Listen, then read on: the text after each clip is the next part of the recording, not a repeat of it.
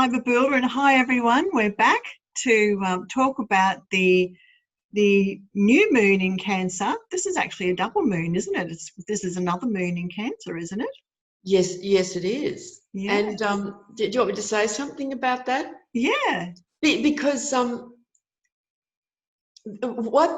people refer to this as a blue moon, like because we have 12 calendar months, according to the way our calendar was designed a long time ago,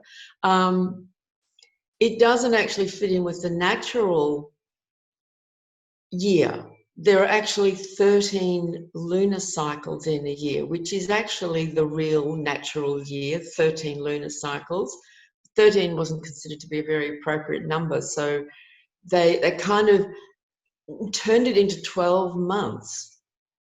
And that means that every year there's a new moon. There are 2 new moons in the same sign, and that's what we're having this month. So 4 weeks ago, there was that new moon eclipse at 0 degrees of Cancer, and now we're having the new moon at the end of Cancer. So this year, every year, there'll be 2 new moons, 2 lunar cycles in the same sign, right at the beginning of the sign, right at the end of the sign. And this year, interestingly enough, that happens to be in the sign of Cancer.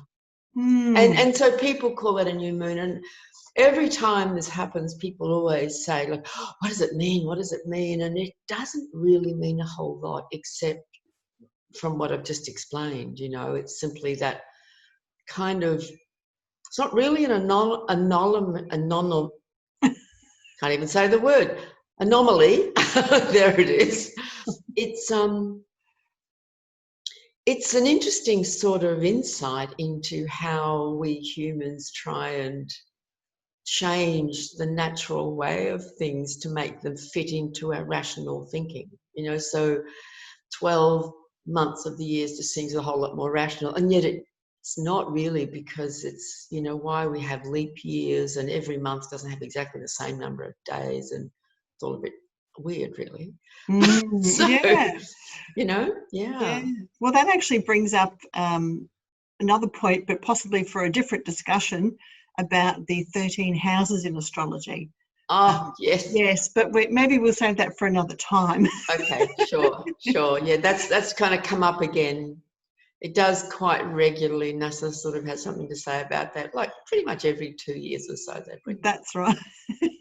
And astrologers all raise their eyebrows and go, oh, for God's sake, here we go again. So what's happening from now, from the new moon in Cancer? What's that? What meaning does that have for us, and what's happening from there? Well, this new moon's one that's quite worth speaking about for a couple of reasons. It's sort of really adding a lot of emphasis to the sign of Cancer this year because of the 2 lunar cycles taking place in this sign.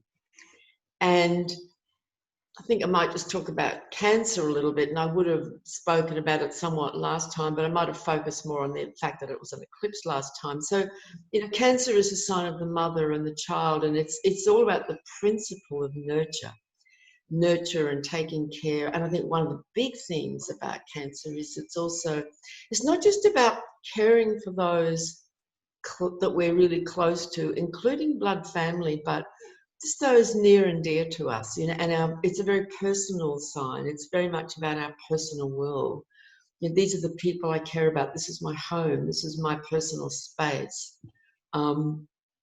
It's a time when and for us here in Australia, it's kind of good timing because it's winter time and we feel more like nesting and being at home, and a pandemic's kind of encouraging people to stay at home more. So we're staying close, and a lot is going on, I've noticed, for people in their very personal world and within their families, whether that's health issues or health crises, not even necessarily COVID related at all, just family dynamics, issues around children, around parents, aging parents. I'm seeing it in my personal world, and I'm seeing it around me a great deal. This is Cancer. You know, these are the themes that come up.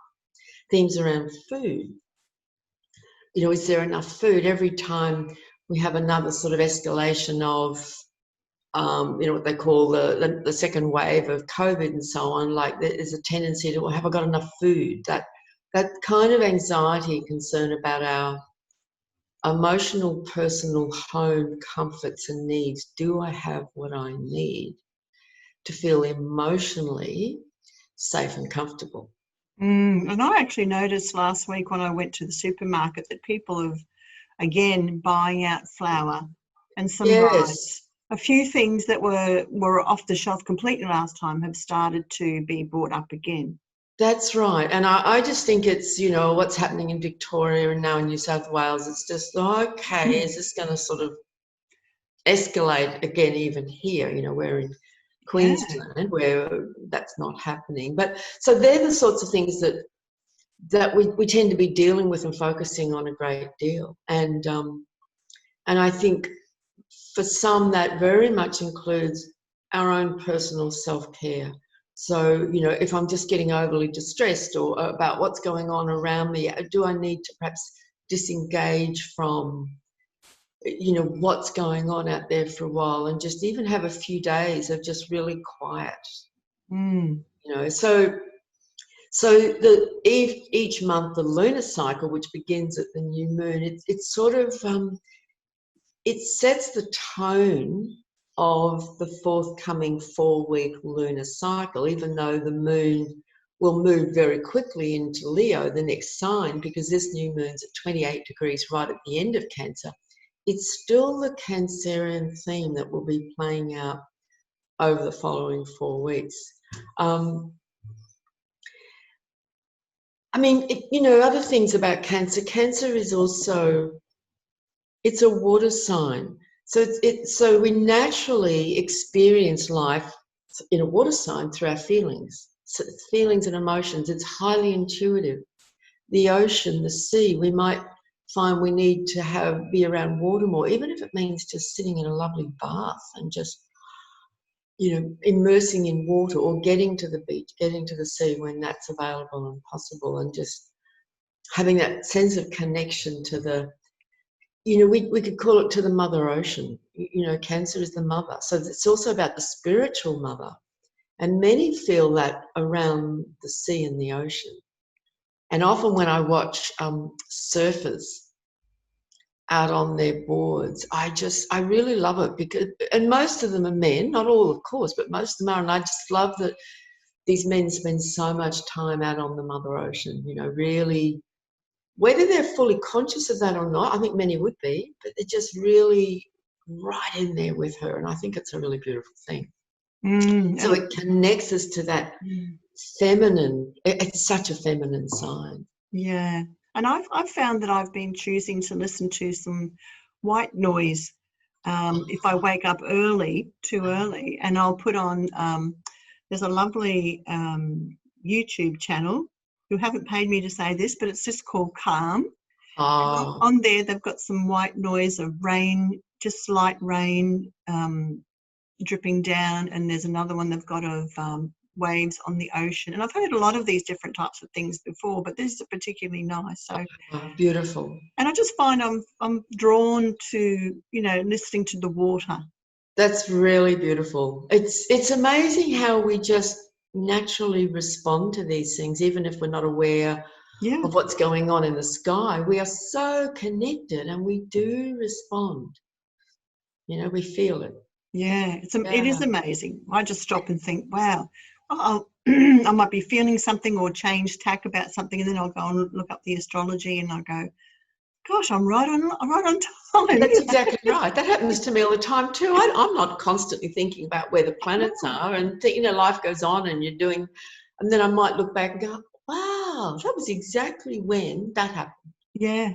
It is amazing. Yes. Amazing. So the other thing before we move on that I want to say about this new moon is that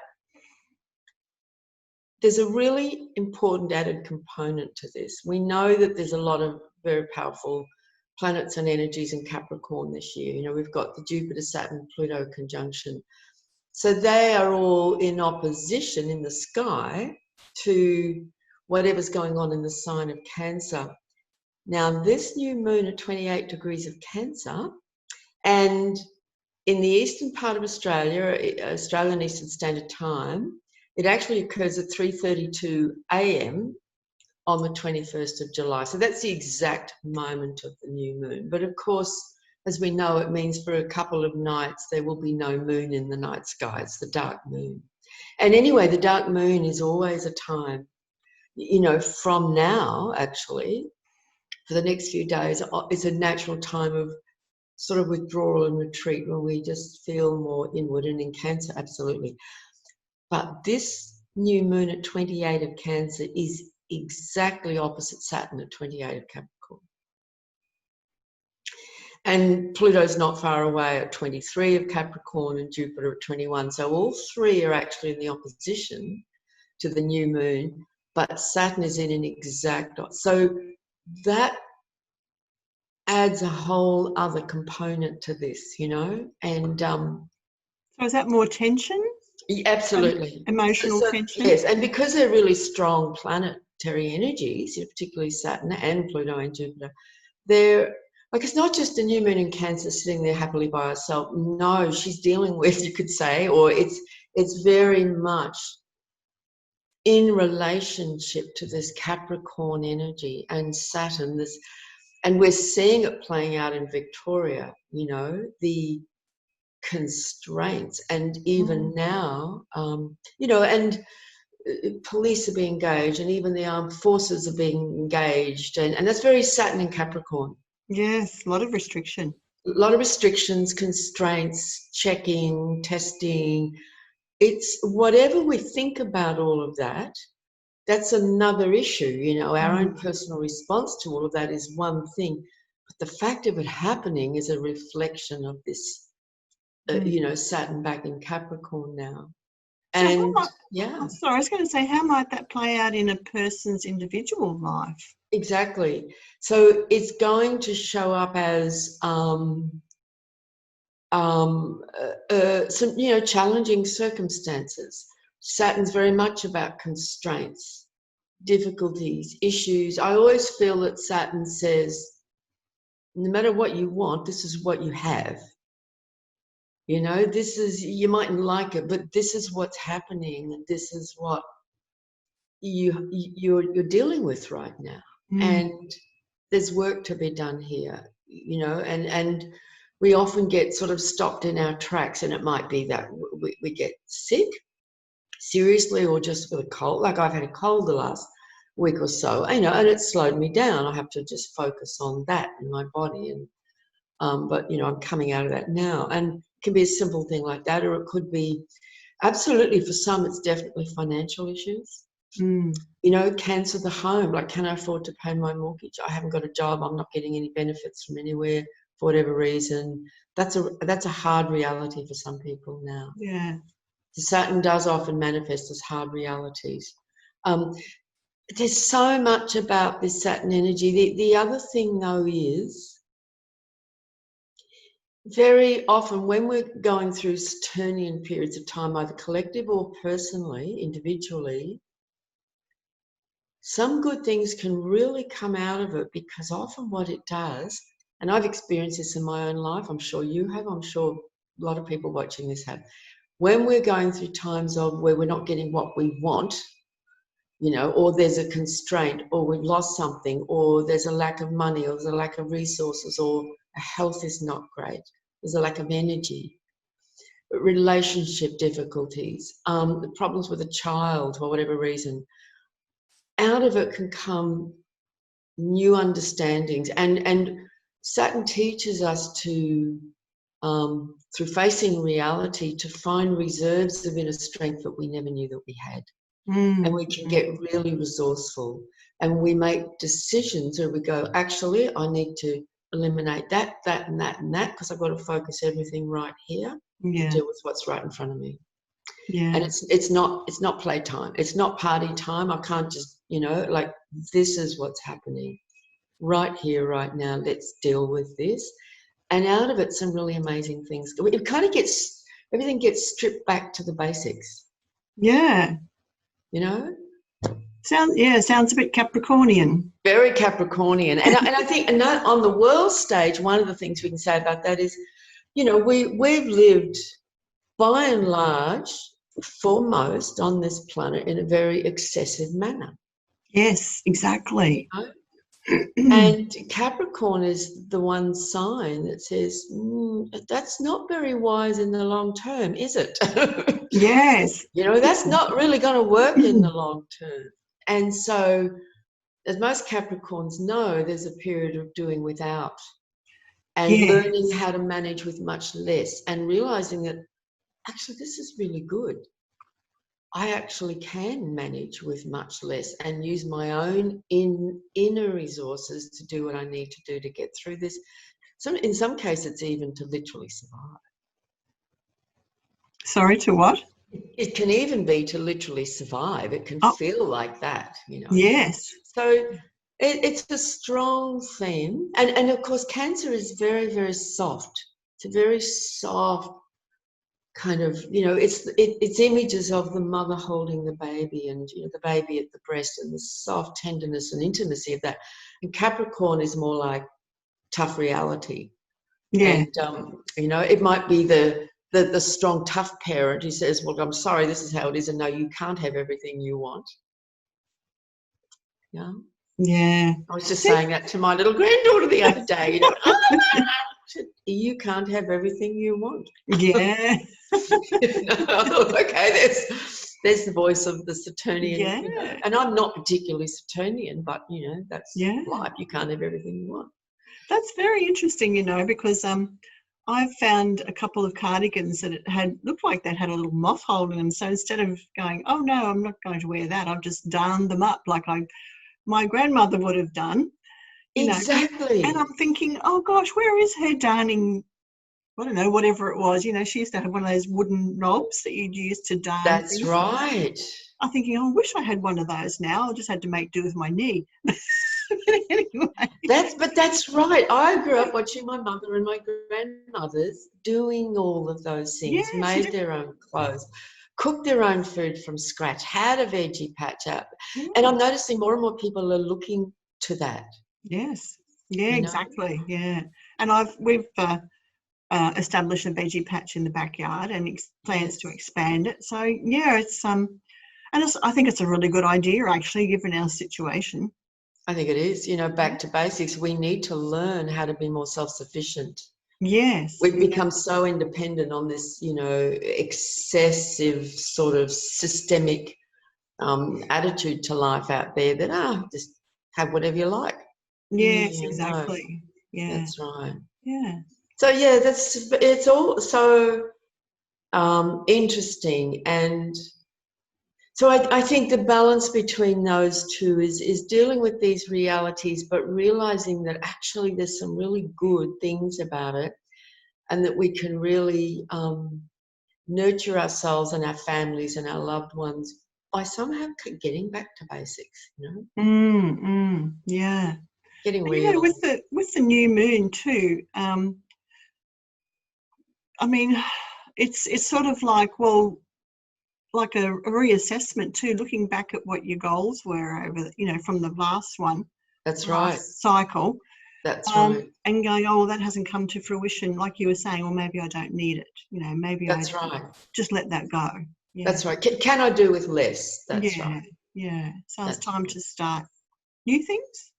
Well, that's right. And the new moon is always a time when we like this current lunar cycle is now closing.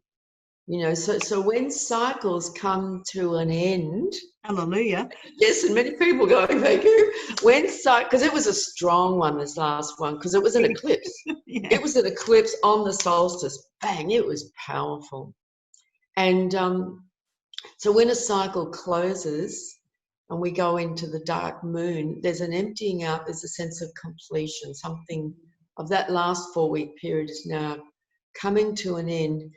The new hasn't revealed itself yet, so we're still in the dark phase. So it takes, like, it's usually regarded, you know, we speak of the new moon as a good time to set new intentions, to have a new clarity, you're looking forward, but not right on the new moon. We need to give it a day or two for the energy to get moving and for the moon to start to show herself as that. I love that new moon when about 2 days after the actual dark of the new moon, she shows herself as a very fine slither crescent in the sky. It's just exquisite.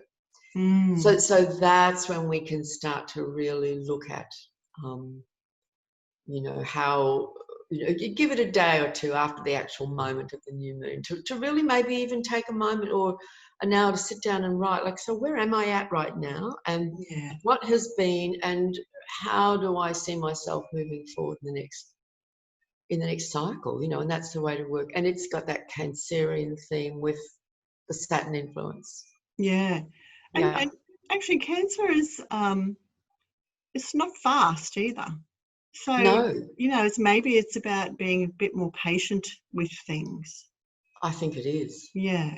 And that, I think you're absolutely right. And that brings us to the fact that we still have a number of planets in retrograde motion. Mercury is now direct, and everyone goes, thank you. Venus is direct again. She's still in Gemini, but she's direct. But we still have Jupiter, Pluto, Saturn in retrograde motion, and they will be for some months, and Neptune as well, and Chiron has recently turned retrograde. So 5 of the outer planets are in retrograde motion, which is quite normal. Every year this happens for some months, these planets turn retrograde. But I think overall it's worth looking at that. And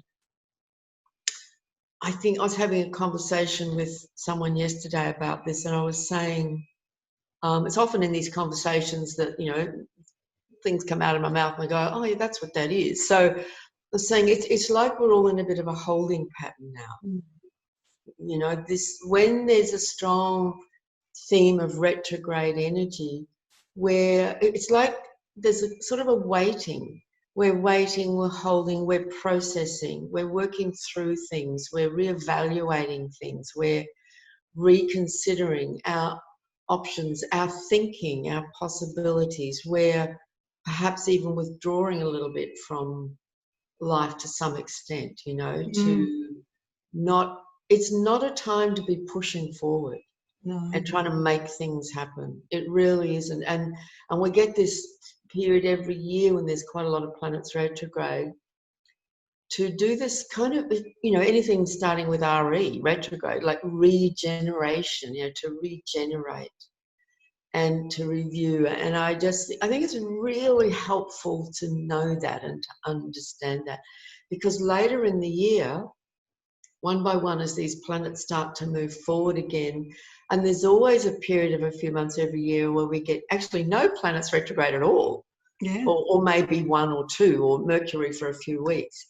And there's a sense of, and I think the retrograde periods serve us really well, because we're working through a lot of good time for research, working through a lot of things, processing a lot of things, and then we can move forward with more of an understanding, we feel more informed, we feel more ready to move forward in a way that's kind of more true for us or right for us. So I just really wanted to say this, because it's important for us to understand this isn't a time to be trying to make things happen.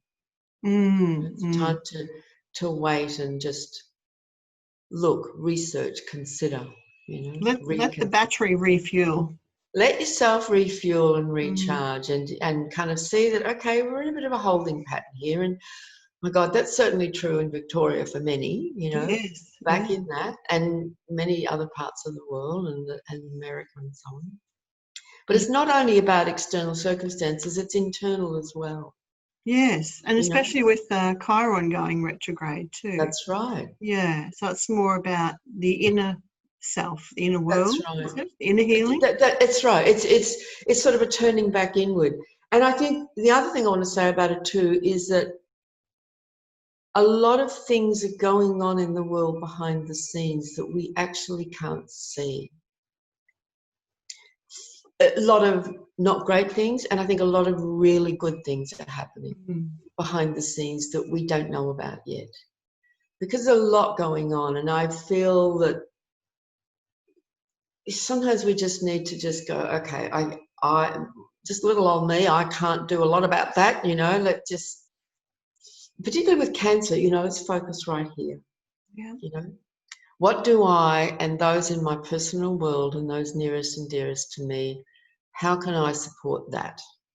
Bring it back home. Yeah. And I think too that people's concerns get projected into the future naturally. Yes. Naturally, and there's good reason for that, but it can become overwhelming. And what I've been doing recently is to focus, use mindfulness to bring me back into the present, so That's I don't right. feel overwhelmed like that.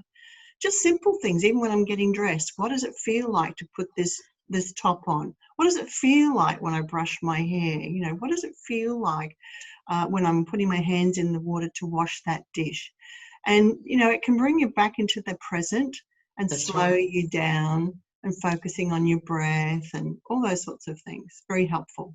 It really is. It really is. And that's where whatever practice of meditation any of us might have done, it's remembering that it's actually a moment-to-moment Exactly. option, you know, Yeah. that's right.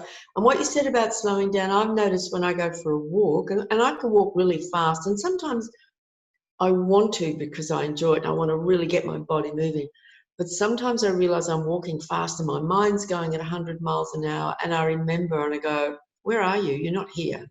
You know, and the minute I bring myself back and feel my body walking and pay attention to the trees and the sky and the fresh air, my body literally slows down and I start walking slowly. And it's an instant feeling of, oh, that feels better. And then I Yes. can enjoy just walking. And that's exactly what you're speaking to. Yeah. That's right. Yeah. And you're not doing that soldier's march. You're doing walking for That's the pure right. joy of it. For the pure pleasure Yeah. and back in the moment. So that's exactly right. And that's where life really exists, isn't it? Right here. Yeah. Yeah. So is there any, we've sort of been half and half with, there's all this stuff going on that's challenging, and there's some good stuff it's going to come out of it. I was going to ask you earlier, actually, do you think astrologers tend to focus more on the negatives than the positives? What a good question. That's a really good question. I don't think so. Like, I know a lot of astrologers personally. You know, I've been in this for many, many years, and I know a large number of the astrologers in Australia and a number from overseas and so on. And I don't think so. Okay. I think most good, experienced, aware, conscious astrologers really understand to look at planets and signs and energies from every angle.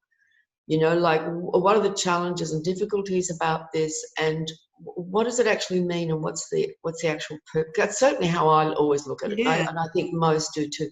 Well, you know, what is the purpose of this, and what are the positives that can come from this? Yeah. But it is a really good question, and I think that there may be some people using astrology in the world who, for whatever reason, maybe like to use it in a bit of an alarmist, negative way and look like, oh, look, like, watch out, there's terrible things happening. Well, but not most sincere, really good astrologers that I know of do that. Yeah. Yeah. You Well, know? I was just thinking that because I was thinking about mindfulness, and, you know, which really makes you focus more on the positives in your Yes. life. And I was just wondering, what was your opinion about that? You know, because I guess, you know, it's a bit like Chicken Little sometimes. The sky is falling, the sky is falling. And we've had a lot of that this year. A lot. So there's good reason to focus on the negatives because you want to know what's coming, right? That's right. But that's right. And certainly, you know, we astrologers were very, very aware of 2020 sort of looming as a massively powerful and important year, and that there were going to be many challenges. We didn't know in what form it was going to take, but also aware that this was an important piece in a much, much bigger story. Yes. So 2020 is a part of a much bigger story. and it's a transition, and it's a part of a transition into something else and a whole new sort of paradigm. So most of the more conscious, aware kind of, which is many of the ones that I know of, you know, see it in that way. Yeah. Yeah. Well, that's great. Thanks. That was a great question. Yeah. Oh, so what else is coming up for us? Anything that we should keep an eye on? Put it that Well, way. one thing that's really big, see, because this new moon's occurring right at the end of Cancer, and what that means is that the sun will be at 28 degrees of Cancer, and so will the moon. That's the new moon, when the sun and the moon together. And 28 degrees of Cancer is just like a day and a half or 2 days before the sun leaves Cancer. So the sun's been in the sign of Cancer these past 4 weeks. You know, it entered 0 degrees, and we just happened to have the solstice. That's always the solstice. And the new moon eclipse right on that day that it entered Cancer. And now this new moon is when the sun's coming right to the end. So then where does the sun go? He moves into Leo. So we will come into a Leo period, and a fire sign always follows on behind a water sign.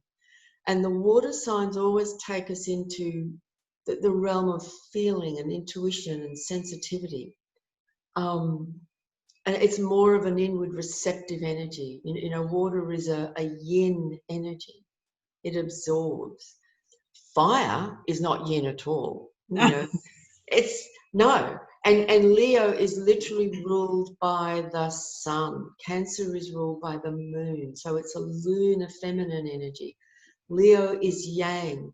We could use the term masculine, but I mean the masculine principle is a yang energy. And it's fire, and it's the sun, and it's you know, it's very much about who am I as an individual, and my light and my expression of my unique individuality. Yes, it's a sign where the ego can run amok, absolutely, but you know, the ego functions in every single sign of the zodiac. There's no question about that. It just functions in different ways. But truly, you know, Leo, the sign of the lion, is about honoring our own unique individuality. This is me. In some, you know, in the spiritual world, it's often spoken about as I am. Just meaning like I am. Yeah. And what does that mean? You know, like there's no simple answer to that. That's a piece of discovery that each of us do in our own way. You know, we can only discover that over how many lifetimes. You know, so yeah. If we turn that around, does it become the question of who am I? Absolutely. I think this is a really important question in the sign of Leo. Who am I? And the thing about Leo is that whether we have anything in Leo or not in our own birth chart, every year when the sun goes into Leo, it's an invitation to express ourselves, to sort of come out. Because in Cancer, like, we kind of retreat into the cave. Yes. I call Cancer the sign of doona therapy. You know, we just want to snuggle in under the doona, like, no, I don't want to come out. Yes. You know, and in winter, you know, I mean, in summer, like, I'm up at 5 o'clock, and you know, Yes. I was kind of finally made it out of bed at 8:30 this morning. Well, that doesn't happen for me in summer, but it's lovely in winter. We just want to snuggle in. But as the sun moves into Leo, we start to feel this sense of coming out a bit more, needing to express myself and show who I am more. And if we've done some really beautiful self-nurture in Cancer, then there's more kind of energy available, and more. Leo gives us confidence. Like, yeah, this is me. This is who I am. It's also the sign of leaders and leadership. It's the sign of royalty, kings, queens, emperors, presidents, people in the public arena, the entertainment industry, people on the stage, people who have this, like, Leo is quite a strong theme in my whole family system and in my life. And I have a big dollop of it myself. And I know a lot of Leos. And I know a lot of incredibly talented, creative, like they're just creative powerhouses. Like everything they do is an act of creative expression. And it's not, it might be in painting and music and craft and their garden and they're making clothes, you know, like it can be everything. It's just, it's all about that. Or for some, it's the theatre, or many teachers have strong Leo, you know, like to come forth and express yourself. So it's, and of course it depends on what area of the chart Leo sits, but when the sun comes into Leo, it's actually a time to shine our light. And to even, I think, even recognize the light within, you know, it's a period when we can go, what is this light everybody's talking about, you know? What is that? What does it even mean? Yes, yeah, very interesting. Yeah. And I've seen over the years that when someone has some strong Leo energy and they're not really shining it, then there are issues and themes around fear, like I've got to keep hidden. And Leo is not the sign of the lion for no reason. And most Leos make quite a lot of noise. I've got a little grandson who's about to turn 3. He's a Leo with 5 planets in Leo, and he loves to sing. And when he sings at the top of his voice. It's fantastic. You know, it's just, ta-da, it's like that. So that's the energy that starts to sort of wake up when the sun comes into Leo. And we get to maybe make a bit of noise if we need to make a bit of noise. You know, is the lion asleep or is it roaring? You know, and sometimes it's not until the lion's had a big roar that Leo energy starts to really wake up. So that Leo energy will do that, but depending on what house it's in. That's right. And in some people's charts, that Leo is right out there. And other people, it's perhaps more of an inner, even possibly a private, quiet thing that's just going on in their own interior or in their own personal life that maybe is not operating and being seen so much out there. But for some people, it's right out there. Yeah, that's interesting. I've got a friend who's a Leo, and he is a house painter, but has been on radio and works with the media and deals with the media, and you know, he's on a public platform. And yes, that's right. And when he was younger, he was a DJ. That's right. It's just a natural inclination, you know, in the sign of Leo. So, and look, the other thing, and you see this in little children, almost every Leo child I've ever met, they're like little sunbeams. They're like, you know, just joyful rays of sunshine. So I would suggest that we consider, when we come into the Leo phase, so what makes me happy and what gives me joy? And am I doing enough of that in my daily life? You know? And I think the whole world could do with some confidence building at the moment too, couldn't it? Yes. Yeah. That's right. That's exactly right. And I know they've lost confidence in leaders.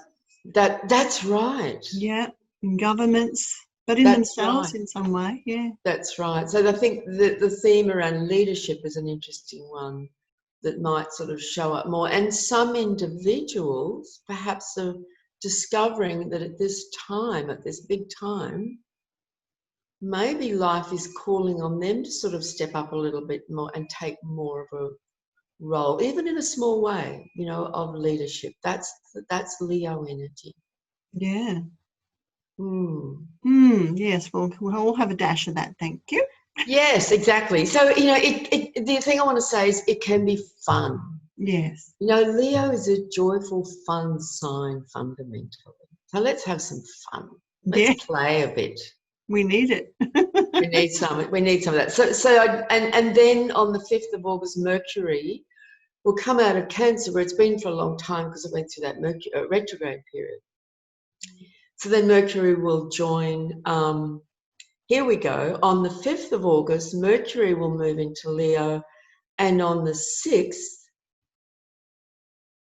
no, that's not correct. No, on the 5th of August, Mercury. So Mercury and will join the Sun in the sign of Leo.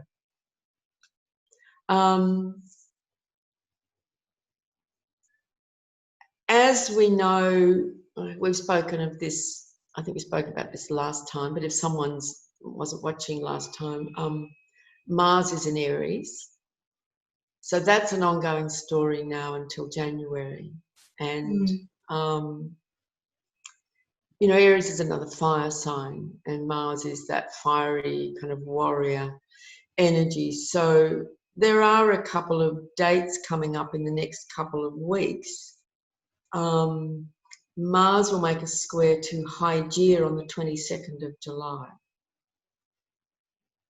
which is the day after the new moon. And the asteroid goddess Hygeia has been, interestingly, quite active all year in different ways. You know, she spent quite a while in Gemini when COVID first began to really kind of come up as an issue. And Hygeia is the goddess of healing and medicine and public health in Greek Roman mythology. And she was a very big deal in the classical world at that time. And she's now in the sign of Cancer, and there's quite a bit going on with her. 22nd of July, Mars will make a square from Aries to Hygeia in Cancer. On the 27th of July, Mercury will make a conjunction with Hygeia in Cancer, and on the 9th of August, Jupiter will make an opposition to Hygeia. So this energy around health and medicine and healing and public health is still very much in the air. And by the way, there are thousands of asteroids that have been named since the early 1800s, but these first small number that were discovered from 1800 on were named after feminine deities, which is significant in itself, because until then all the planets were named after male gods except for Venus, Aphrodite. So it sort of represents this new sort of feminine energy coming forth, you could say, you know, with the suffragettes at that time. So Hygeia represents the kind of honouring of the potency of the feminine healing power, you know, and feminine wisdom relation to healing and health and medicine. And now while she's moving through Cancer and receiving these oppositions from planets in Capricorn and the square from Mars in Aries, you know, it's sort of, it's continuing to put this issue in the forefront, both personally and in the collective, you know, out in the world. So I wanted to mention that because she is one of the major, larger and important asteroids, and she's quite active this year. Right. And is Hygeia, like as you're talking, I'm getting the impression of Florence Nightingale. Interesting. It would be very interesting to look at where she is in Florence Nightingale's chart. Yes, yeah. Because I often find Hygeia quite present and strongly placed in the charts of healers and medical people. Oh, okay, right. Yeah, so that would be a very good one for me to check out. I have her chart somewhere. And the energy of the asteroids, I know they're all different, but are they as powerful as the planetary energies? Well, that's another really good question. I would say they're probably not as powerful because they're certainly a lot smaller, and there's a lot of them. Like there's a whole belt of them between, I mean, there's hundreds of thousands of them, but now thousands of them have been named. And they all orbit the sun between Mars and Jupiter. Many say that it was originally a planet that just, you know, exploded, imploded, and some of them are just like tiny rocks. But we work with them. I work with them anyway, and most who do like to use the asteroids. When I'm preparing a chart for someone for a session, I will always look to see where about half a dozen of the main ones that I like to work with, to see if any of them seem relevant at that time for me to talk about with that person. And if they're not, I don't do much with them. You know, I focus on the planets. But if they seem relevant, then I will absolutely include them and bring them in. You know, so they're not kind of to me, they're not a major thing, but I still think they're important. And that's probably partly because I'm so interested in supporting the feminine. You know, and I like to look at the chart often, not only, but in that way too. And so that I do consider asteroids. Yeah. Does that answer your question? Yeah, it does actually. Yeah. Yeah. And I was also wondering too, I know that because I receive your newsletter, that you mentioned Chiron had moved into Aries, I think. It's been there for 2 years now, yeah. Yeah, but there was something about it that was maybe it was let me think. But it made me, whatever it was, I saw Donald Trump. That was when he started to wear a mask. When he was out in public, and I thought that's sort of like an effect of that. I thought, because it's like you know, Aries is very like you know, it knows who it is too, basically. That's right, and I do my own thing. Yes, and but when Chiron came in, when that, it might have been, I can't remember what the aspect was. It turned retrograde, made a conjunction with Mars. That's right. And that's when I saw him use the mask, and I thought, well, there's Chiron saying, are you really as strong as you think you are? Are you really as powerful as you think you are? And I just thought the timing was very interesting. It's very, very fascinating when you look at anything going on anywhere in your own world or out there in the public arena, to see how the movement of planets manifests in a literal expression in that way. And sometimes it's absolutely literal. Yes. And it was only it wasn't a small thing. The media made a big thing of it, but it was something that most people would just not, you know, pay attention to. But I sort of thought, well, there's a show of a weakness there, or something that's not quite as confident as what it would like to appear. Right. Yeah. And who knows what else that might have meant behind the scenes, but it was an interesting moment because it was a very significant change, wasn't it? Yes. From the previous position. Yes. Yeah. That's right. It's really fascinating, isn't it? That's retrograde planets. You know, when the planet's changing direction and turning retrograde, there is a sense of reconsidering, you know, like we're reconsidering our options, our circumstances, our situation, our choices. So another jam-packed time for us. You bet.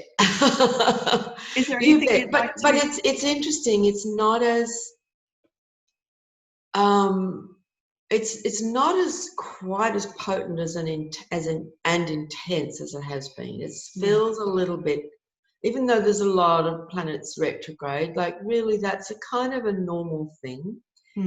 There's not like really big standout things with flashing lights, you know, that we can speak about. Certainly 4 weeks ago at that new moon eclipse solstice, like that was a biggie. So there's no one hiding around the corner with a dead fish ready to whack us in the face. That's right. Although that Saturn opposition to Cancer might, for some, feel like very, very difficult. You know, it could manifest for some people as considerable difficulties or having to make some really tough choices based on just circumstances and reality. You know? So I think that's the most significant thing to speak of in terms of this particular piece, you know, for this lunar cycle. Yeah. Mm. Mm. And then when we come up to the full moon, which is the sort of fulfillment and culmination of this cycle, that will be taking place across Leo and Aquarius. So that's a very different energy to Cancer, Yes. Capricorn. Yeah, really, Yeah. really different. So and it's an interesting full moon because it's Leo, Aquarius squared by Uranus. So it has a very different energy. So the full moon expression, which will sort of be, it's like really the peak of this particular cycle, will have a very different sort of quality. And then Uranus comes in. That's right. So we will definitely look at that more closely at the time. But that's, to me, a full moon of you know, change, some unexpected, unusual developments. I mean, my even saying that just sounds like, well, what else is new about this year? It feels like it's been a daily reality almost, change and new unexpected developments. But it just has a very different sort of feel to it. Hmm. Yeah. Oh, well. Well, that's, is there anything else you'd like to finish up with? Is that it? I think that's pretty well it for now. I think that's yeah, that's the main thing. Mm. Yeah. Oh, well, we'll be back in 2 weeks' time then with Yes, we will. a different energy. And I hope you're feeling better soon, fully recovered from the cold that you've had. And Yes, I'm already feeling heaps better. Yeah. yeah, oh, that's good. Yeah, but it's just nice to fully get over it because then you get your It full is. energy back, and yeah, Absolutely, just want to completely clear it out. yeah, That's right. yeah. Oh, great. Well, thank you very much. And So welcome. My pleasure. Yeah. it's been a pleasure as usual. And everyone, we'll be back in 2 weeks when we look at the full moon. Bye for Yeah. now. Bye, everybody. Bye. Bye.